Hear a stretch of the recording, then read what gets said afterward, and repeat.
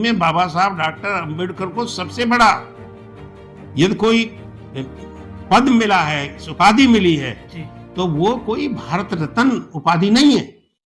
उससे पहले तो बाबा साहब को विश्व का बहुत बड़ी उपाधि बोध सत्व की उपाधि मिली थी। और आज के जमाने में बाबा साहब को बराक ओबामा अमेरिका के राष्ट्रपति ने, और जो कोलंबिया यूनिवर्सिटी है उसमें जो है जो पुराना रिकॉर्ड निकाल करके द सिंबल ऑफ नॉलेज की जो उपाधि दी है, वो सारी दुनिया की सबसे बड़ी उपाधि है बाबा साहब डॉक्टर अंबेडकर की। दूसरा, अपने देश में अपने बड़े भाइयों के ही गुलाम है, सवर्ण समाज के गुलाम है। जानवर से बदतर जिंदगी हम बिताते चले आ रहे हैं और इस नतीजे पर पहुंचे कि जहां हमारे देश में ब्राह्मणवादी व्यवस्था, मनुवादी व्यवस्था ने हमें गुलाम बनाया, तो मुगलों का शासन रहा। मुगलों के शासन में भी हमारी समस्या जस की तस रही। उम्मीदें जगी थी कि अंग्रेजों आप हमारी समस्या का समाधान करोगे, लेकिन 200 साल के शासन में अंग्रेजों आपने भी हमारी समस्या का समाधान नहीं किया। हमारी समस्या जस की तस बनी रही। बाबा साहब डॉक्टर अम्बेडकर ने राउंड टेबल कॉन्फ्रेंस में ये विचार व्यक्त किए और ये कहा कि हम इस नतीजे पर पहुंचे कि हमारी समस्या का समाधान हमारे सिवा और कोई नहीं कर सकता। नमस्कार, मैं Kushen Singh, star news channel NS में आपका स्वागत है। इस समय जनपद अलीगढ़ की सर जमी पर मौजूद है। आज मैं ऐसी शख्सियत के विचारों से रूबरू कराने जा रहा हूं जिन्होंने असहाय और मजबूर लोगों की पूरे जीवन काल सेवा की। बसपा पार्टी में पूरे जीवन भर समाज सेवा का योगदान रहा। वो बहुजन समाज पार्टी जिसके संस्थापक माननीय श्री काशीराम जी रहे, जिसकी मुख्यमंत्री 4 बार बहन कुमारी मायावती जी रहीं। साथियों, ये बात तो आपको निश्चित तौर पर पता ही होगी कि बहन जी का शासनकाल एक ऐसा स्ट्रिक्ट शासनकाल होता था जिसमें कोई भी अधिकारी रिश्वत मांगने से पहले 100 बार सोचा करता था। ऐसी शख्सियत जिन्होंने पूरे जीवन निस्वार्थ भावना से बहुजन समाज पार्टी की सेवा की, ऐसी शख्सियत के विचारों से मैं आपको रूबरू कराने जा रहा हूं, जिनका नाम श्री गजराज सिंह बिमल जी है, जो आजीवन बहुजन समाज पार्टी से कभी अलग नहीं हुए।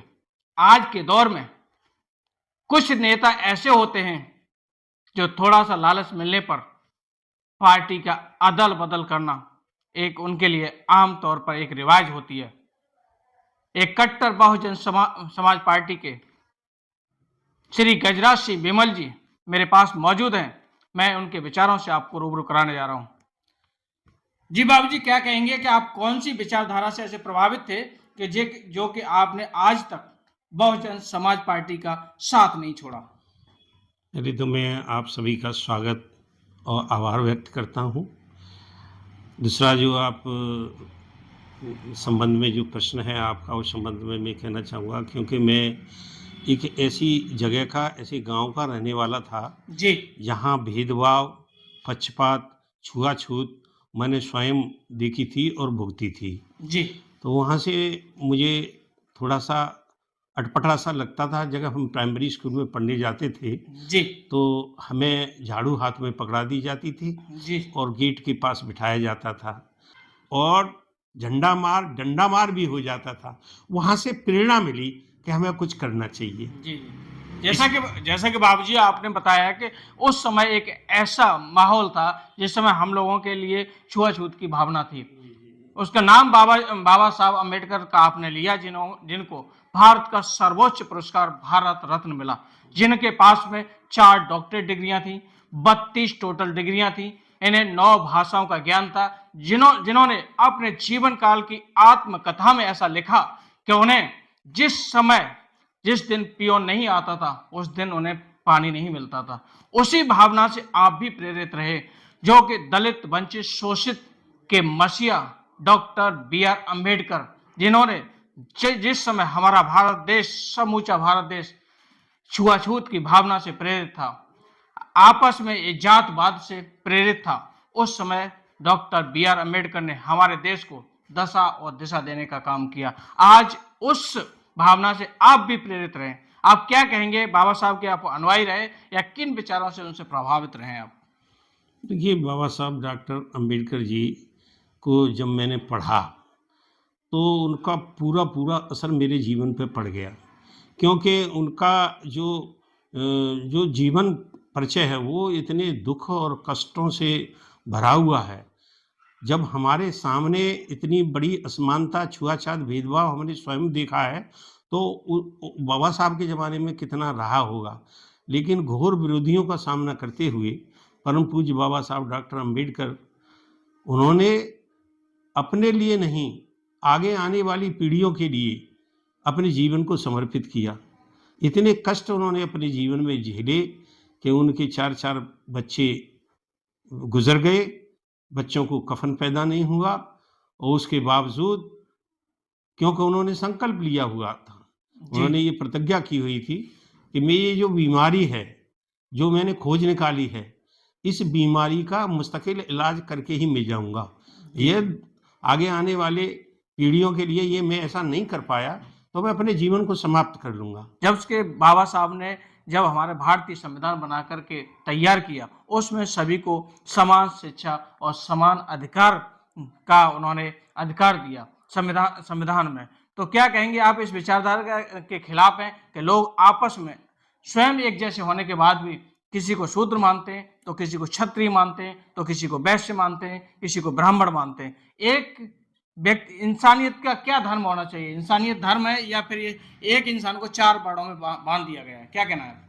देखिए, जैसे-जैसे छात्र जीवन में मैं आगे बढ़ा, तो स्टूडेंट होने के नाते अपने जो विषय थे मेरे, उनमें मैंने अपने अध्ययन किया, अपनी क्लासेस का अध्ययन किया। साथ ही साथ जो हमारे देश का इतिहास या हमारे देश का सामाजिक ढाँचा, इन सब की जानकारी मुझे धीरे-धीरे मिलती रही।